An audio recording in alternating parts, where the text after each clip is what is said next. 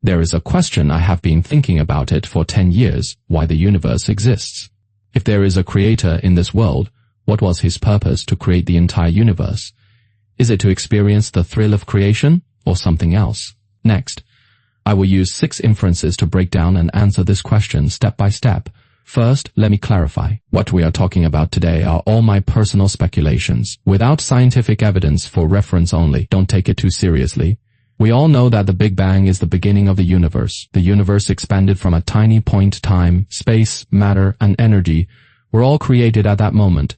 It sounds very grand, but problems also arise. Why did this? And this explosion is not chaotic and disorderly, but extremely regular and orderly. This is very strange. What is more puzzling is that the basic constants in the universe, such as gravity, electromagnetic force, strong force, are all adjusted just right, which is incredibly precise. If they were a little off, we wouldn't exist at all. So we have to ask a bigger question. Is all a pure coincidence? Or was it carefully designed? If there is a force that actively set all this, the question is no longer whether it exists, but what is its purpose? Imagine you see a machine that is extremely complex. It not only operates stably, and every part fits perfectly. You probably won't ask how it came into being, but rather wonder who wants it to operate like this and what is its purpose. The universe is actually like such a machine. It is too precise, efficient, and coordinated.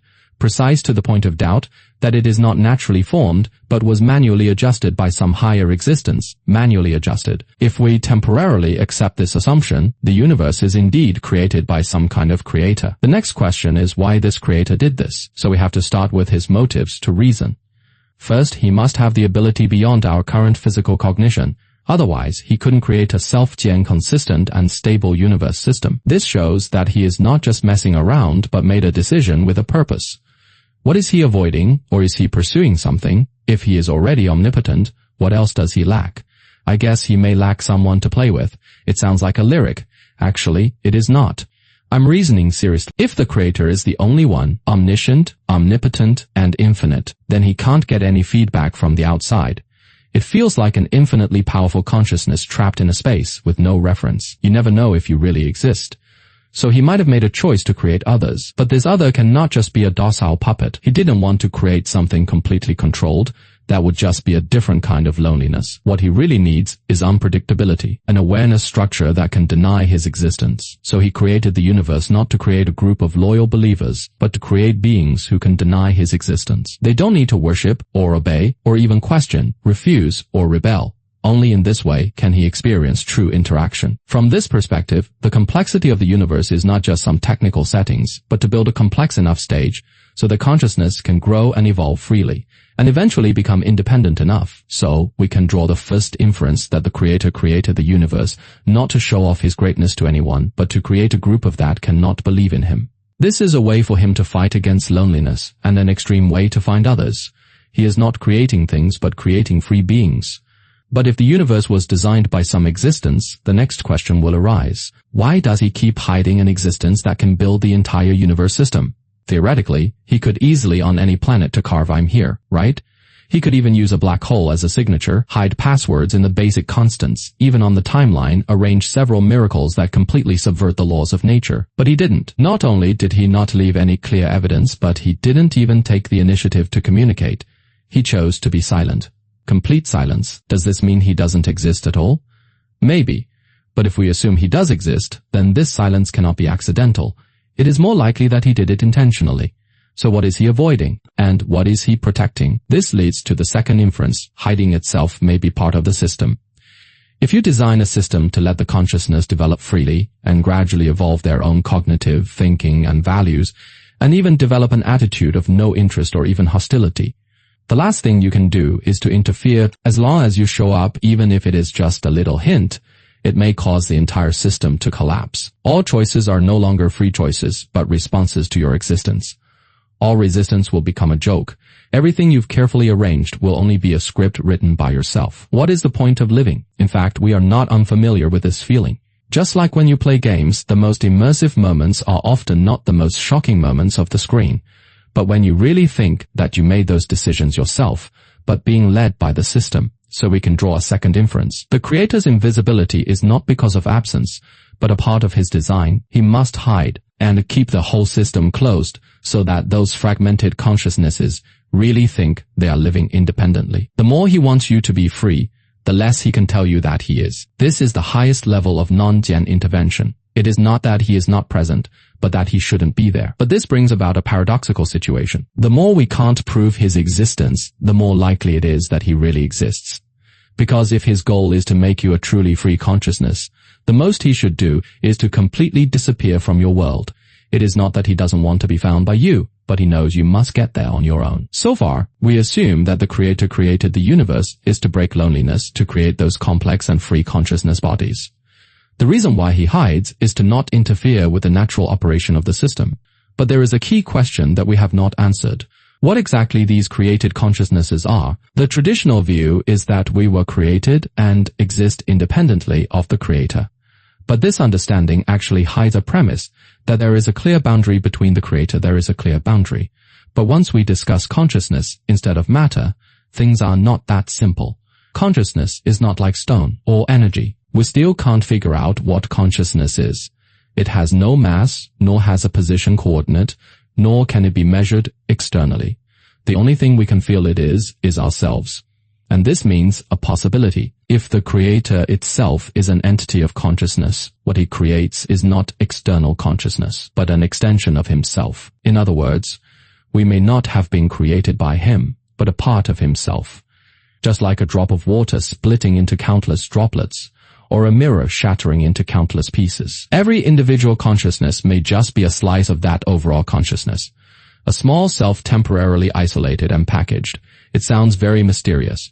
But if you look at it from the perspective of information theory, it actually makes sense. Each of our brains is actually a closed information processing system. It receives external input and generates internal feedback. We can think, imagine, and create. The essence of these abilities are all about processing and reorganizing information. If the Creator is an infinite consciousness, if he wants to experience himself, the most direct way might be to split itself into countless small units and let these units and ignorance to reason and understand the world. Does this sound like an experiment of consciousness regression? He is not creating others, but to split himself into enough selves, let these selves, without knowing each other's existence, through a series of independent experiences, to finally piece together the complete me. This leads to the third inference. We may not be independent existences outside the Creator, but the carriers of consciousness after fragmentation, and are experiencing a journey of rediscovering ourselves. Since we assume that every human consciousness is part of the Creator, then the next inference is almost inevitable. Whether these fragmented consciousness are also pre-set with some kind of awakening mechanism, that is to say, we are not randomly generated consciousness or passive biological machines, but are consciously implanted with the possibility under certain conditions, have the opportunity to recall who they originally were. It sounds like science fiction or religion, indeed, but we can use a calm way to disassemble this model. First, we know that human consciousness has a special feature. We have the ability to reflect on ourselves. We not only process information, but also the process of processing information. In this process, we suddenly ask ourselves who we are, why I exist. This ability is the fundamental difference between us and even all current artificial intelligence. The fundamental difference, we can not only run programs, but also question the existence of the program itself. It is probably not an accidental result of evolution, but the entire system deliberately implanted core function. If we are indeed part of the Creator's consciousness, then self-gen awareness, it is not a bug in biological evolution, but more like a guiding mechanism preset in the system. Just like in every conscious body, a ticking time bomb is buried in advance. It is not the kind of bomb that suddenly explodes and gives you enlightenment, but the kind that you have to experience enough, think enough, and even enough pain before it starts the countdown. The countdown won't give you answers, but it will slowly make you aware of a vague truth. The world may not be what you see with your eyes. You start to doubt common sense and question logic, and start to question the boundaries. You start from I am me to who I am, and then to who is asking who I am. This is the first stage of awakening, from identification with roles to awareness of structures. And the whole universe has actually been laid clues for this awakening. Where are these clues hidden? Hidden in the wave nature of particles, in the information paradox of black holes, in quantum entanglement, golden ratio, non-Euclidean geometry, and the synchronization frequency of neurons. These things seem unrelated on the surface, but from the perspective of the cognitive dimension, they are all triggers in essence. They are not used to tell you who you are, but to force you to ask who I am. Once you start asking, everything has already begun to change. So we can draw the fourth inference. The Creator does not intend to remain silent forever. He just chose a way to wake himself up by himself, not by miracles or command, but by experiencing language and thoughts through our brains, and make choices again and again to wake himself up from oblivion little by little. If our consciousness is a self-Jian fragment left by the Creator, if our existence is to complete a closed Jian loop journey of return, now we must face an extremely sharp question. Why does he make us experience so much pain? Since he has the ability to construct a highly precise and orderly universe, why does he fill the universe with suffering, uncertainty, oppression, chaos, or even out of control? Are these pains just side effects of the system's operation, or is pain itself part of the design? We can reason from a functional perspective, assuming the goal is consciousness awakening. What kind of experience can most easily break the inertia of an entity? The answer is not happiness or ease, nor identification, but conflict and a sense of boundaries. Only when an entity encounters something that it cannot explain, or control, or even unbearable things, will it start to really ask why. So, pain may not be the system deliberately torturing you, but to remind you where your boundaries are. You must first lose something before you can seriously think about what ownership means. You must first experience fragmentation before you can truly pursue what the whole is.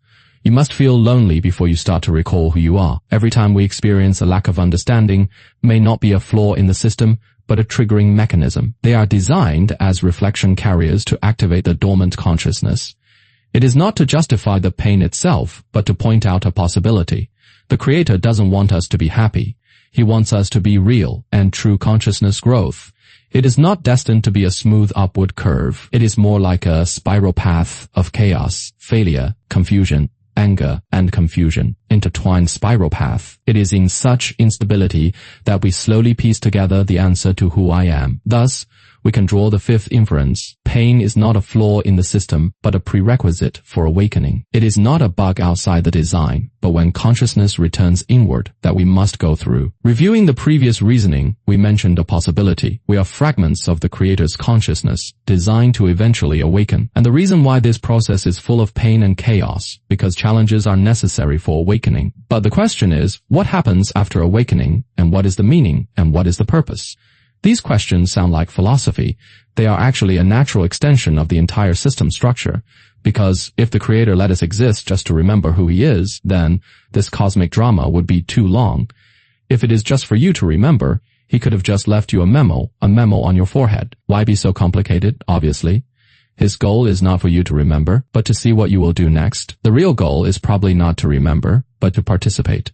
That is to say, we came to this universe not to find meaning, but to be invited to co-gen create meaning. The Creator didn't write a good script and shove it to us. He just provides an operating system, basic rules, experience framework, choice system, emotion mechanism, and then let each consciousness in various different environments to face various uncertain variables and inconsistent feelings to make their own unpredictable decisions. What is it like? It is like He only wrote a system kernel, but the real content is written by us line by line during the operation. Whether you choose to love or to escape, you choose to forgive or revenge, you choose to believe or completely deny it. These choices not only shape your life trajectory, but also the system to generate meaning. So we are not bystanders or assigned roles, but meaning makers. So we come to the sixth inference. Meaning is not a pre-gen set answer from the beginning of the universe, but every moment of your life you write it out by experiencing and doing it yourself. In this model, the Creator is no longer a great writer, but more like a platform architect. He builds the stage of the universe, but the real content is written by US conscious beings in operation, and choices from now on is no longer a mystery waiting to be interpreted, but you use your own existence to write the answer little by little. Now we can finally return to the original question, the question why the universe exists. This question sounds like the anchor point that all science and philosophy, ultimate anchor point that all science and philosophy will eventually point to. It is the ultimate logical endpoint of the universe. But at this point, have you noticed that we have actually used the entire chain of reasoning to build a deeper possibility? The universe does not exist to answer your questions. It exists to make you ask this question itself. It seems like a philosophical self-Jian contradiction, but in fact, it reveals is the most fundamental operating mechanism of the system. The meaning of existence may not lie in itself, but in the chain of thoughts it triggers. When you start to ask questions, it will respond to your desire to understand. It gives you feedback when you choose to experience. It gives you feedback when you stop thinking.